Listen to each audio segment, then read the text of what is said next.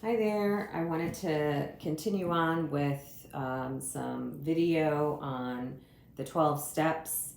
Moving on to step two. Step one was we admitted we were powerless over alcohol, that our lives had become unmanageable. And just a reminder from step one, we're really talking about any kind of an obsessive or addictive or compulsive behavior. Basically, we all have them, so this is why the 12 steps are so practical, because it works for all human beings, because most of us are operating from a lower disconnected place, and so we reach out for pleasure and we're always trying to avoid pain. And that's how addiction winds up taking over our lives, and obsessive thinking comes up and takes over our lives.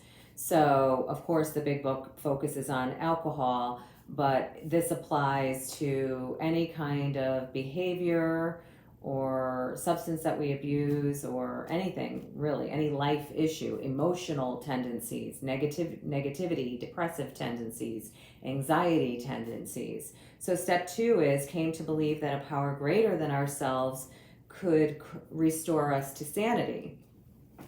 Um, so this means that I have to recognize that I don't have the power. And if you're like everyone else, you're probably quite self-reliant and you keep trying to solve your problems yourself, or even maybe you try to go out and find help to help solve your problems.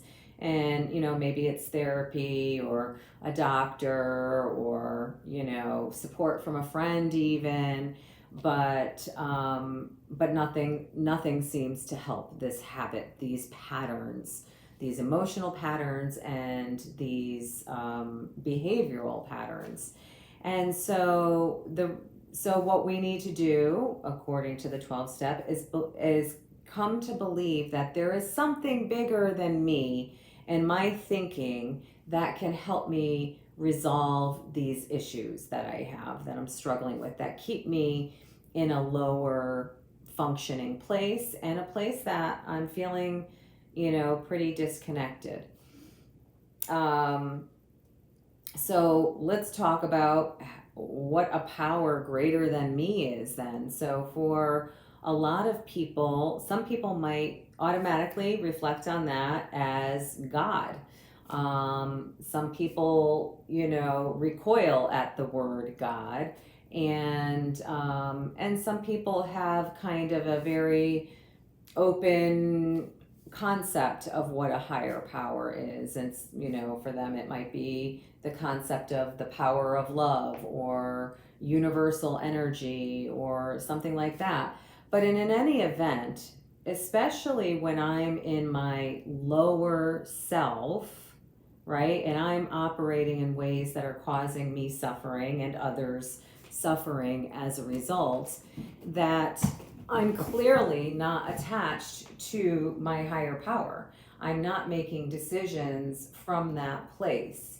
And so and typically when I'm going into the 12 steps, I'm not there because I'm prancing around in life and I'm feeling great about everything. I keep struggling maybe with the same things over and over again. I can't stop certain behaviors. I can't stop certain emotions.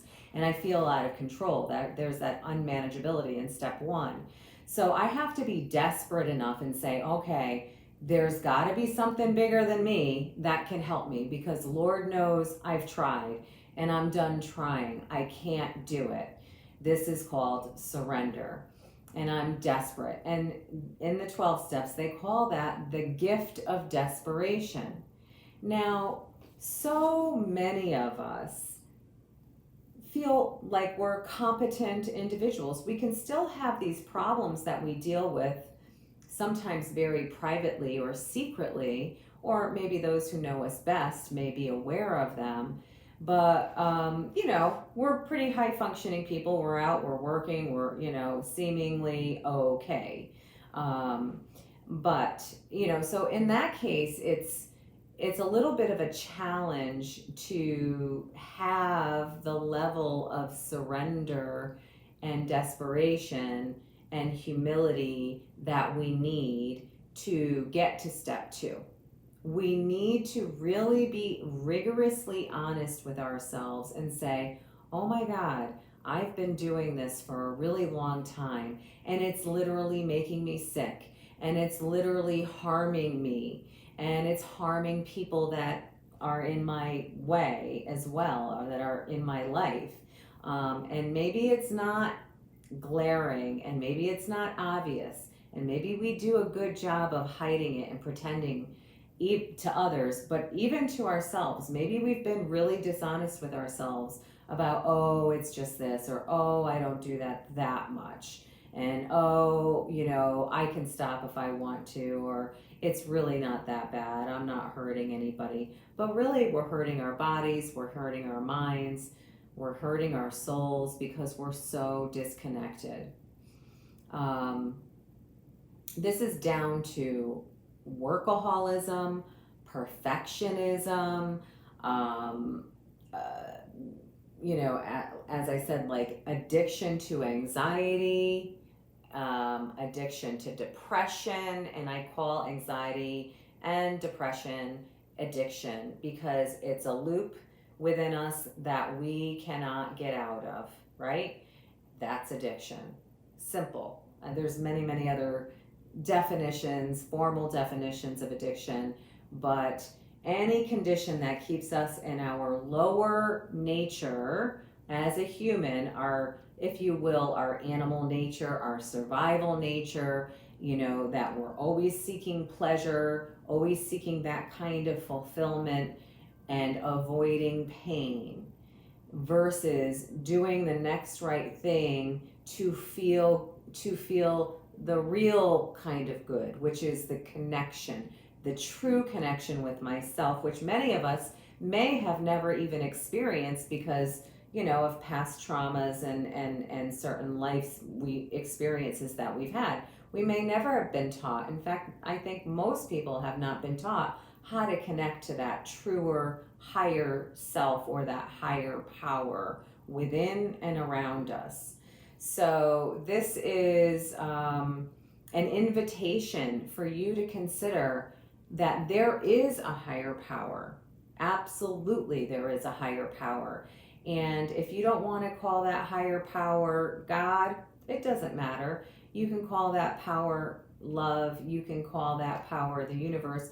You can call that power the collective goodness in people, and the collective courage in people, and the collective compassion and kindness in people. That's a beautiful higher power. I call all of that God. I don't have a problem calling that God. And there, many religions talk about God has, the many names. And of course, God does have many names. You can call God whatever you want, what makes you feel comfortable, because a lot of us have that religious wounding or just, maybe hang-ups about this higher power stuff. But please know that whatever your suffering is, I don't care what your suffering is, if it's dealing with a physical ailment, a mental ailment, an emotional ailment, of course, a spiritual ailment, any kind of ailment, the solution is a higher power.